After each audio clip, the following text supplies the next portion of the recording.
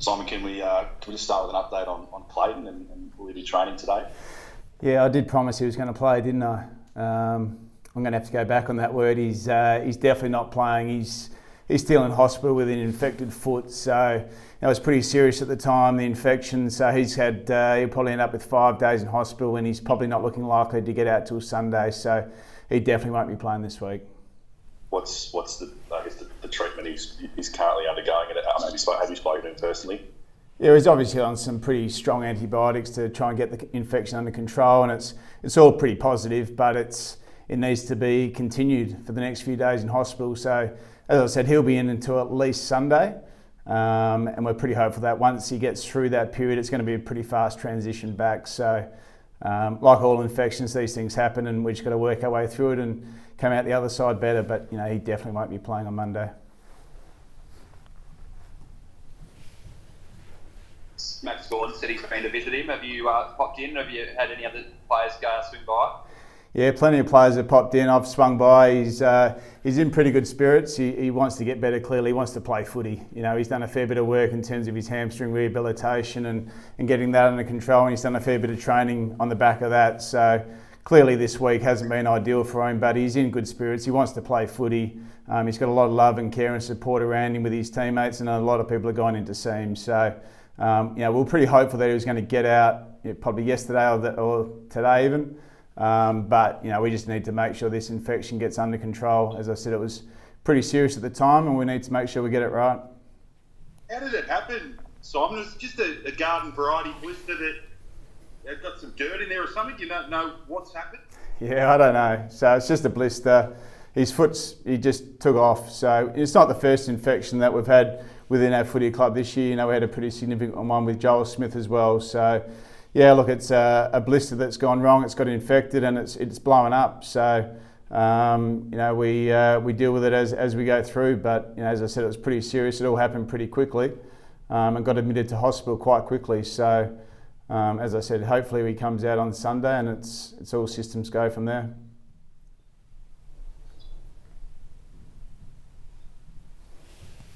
Just one more on Clary. What gives the confidence on Sunday? Obviously, the club was hoping that it was like maybe yesterday it'd be out, but do you have any idea as to why you're so definitive on the Sunday timeline when it's still 48 hours away? Look, as I said, it's a medical issue, so that can change.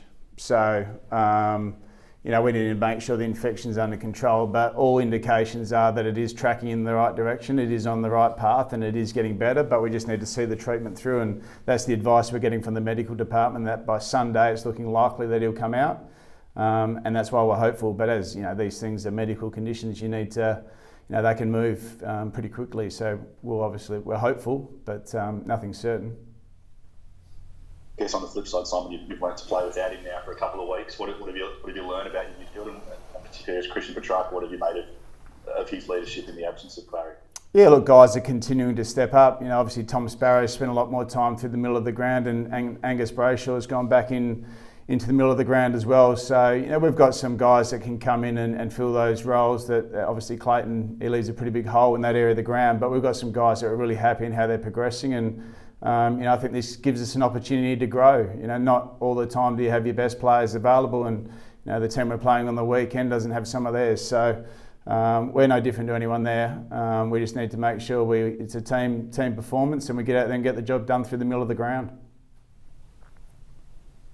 A big game for Brody. How do you think he'll handle it? He's pretty relaxed, Brody. He's looking forward to it. I know that much. He's keen. He's obviously put in a power of work through the summer, and he's now at a club that really values what he brings to his team, and we're certainly going to embrace that. He's obviously playing against his old team. He's got some mates. He's pretty close to Mason, I think, so it's going to be a pretty good battle in there, and he's looking forward to it. Max said he'd be happy. Sorry, Kathy, go. I was going to say, Max said the other day that he's probably coming in with a point to prove. Do you think that that's the case? I think whenever you play your old club, there's a little bit of a point to prove. And as I said, he's coming into a club that really values what he brings to the team, and he wants to put that on show. He wants to do well on the ruck. He wants to compete well. He wants to win ground ball and really propel our team forward. And we value that from Brody. And as I said, he's now at a club that does value that.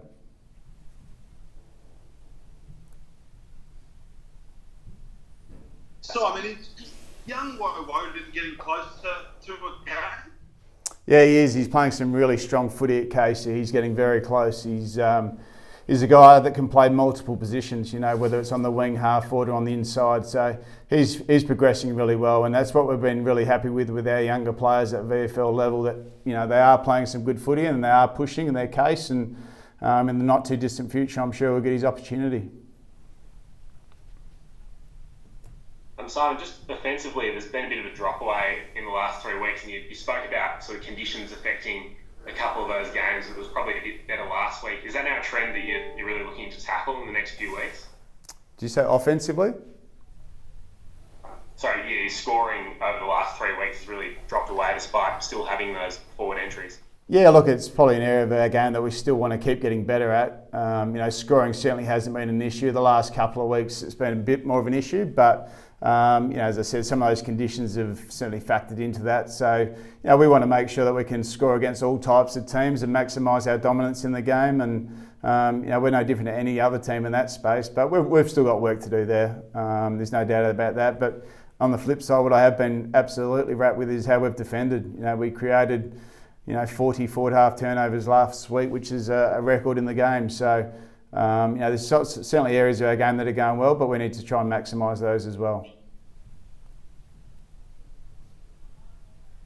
And Ben Brown in the VFL, Simon's putting together, you know, fairly consistent run performances, it seems. Is it more of an issue that he can't play with the two ruckmen? Have you decided that that's too tall to go?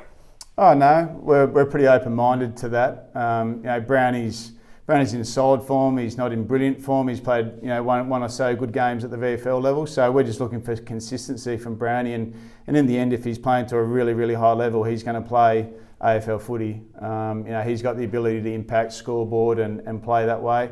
And we'll assess that in the next, you know, 24 hours as we work towards selecting our team for this week. So just one more on Clayton Oliver. Given he's at the 5 days in hospital, will he need to sort of tinker his plans around the bye and sort of reload again, like around that? Like, will he have to change plans for a holiday or anything like that? Yeah, look, he will. You know, he'll jump straight into his preparation as we lead towards, you know, Geelong post our bye. You know, our breaks not as long as others. You know, we've got a 10-day break, so you know, he'll have to reload through that period. And once he gets out of hospital and get himself prepared for that game ahead. So, as I said, we're hopeful that he'll come out and be able to jump straight into a bit of training and get himself prepared as best we can. Simon, just one on Collingwood. I know post-match, you know, you sort of mentioned that, you know, they do appear the benchmark, but I guess reviewing that game against the Eagles and what a team that's having their own issues was able to do in that second and third quarter, have you been able to, I guess, take away potentially any weaknesses there that you can exploit from what West Coast were able to find? Oh no, they're the hottest team in town. You know, there's no doubt about that. They're the team to beat. Everyone's chasing Collingwood. You know, I think they've won 21 and lost 2 games, you know, in the last 23 games. So clearly they're the team to beat. But with that, you know, it gives opportunity. You know, there's things within their game that we feel we can get after. We're probably not going to state them publicly, but you know, there's things that we think we can get after. But you know, clearly they're the team to beat. They're playing a high level of footy in all phases of the game. You know, they're much improved around stoppage and clearance, and that they're pretty good in the turnover game. They're certainly strong defensively.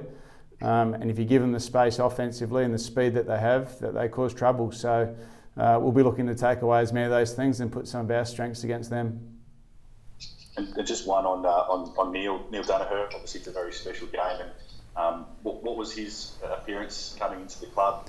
Obviously, he's, you know, really struggling at the moment. But there was some good interaction with you, and you know, who knows how long he might be around for. So what is that moment, I guess, you know, mean for the group as they prepare for, you know, what is obviously a really special fixture on the calendar? It's always great to get Neil into the club. He brings an energy and a spirit to our club, and Joyce, is great to see him. You know, and it wasn't great to get a sledge from him, I'll be honest with that. But you know, it's just good to see him. He's just such an inspiration to our footy club. He you know, resembles the Demon spirit about how we go about ourselves, and he continues to give great messages to our playing group. And you know, his message this week was really about opportunity, but there's always opportunity there if you want to have a look at it. And you know, that's what we're going to look at this week. There's an opportunity in this game, and it's a game that we want to represent Neil and MND and our footy club really proudly in. So we're looking forward to it.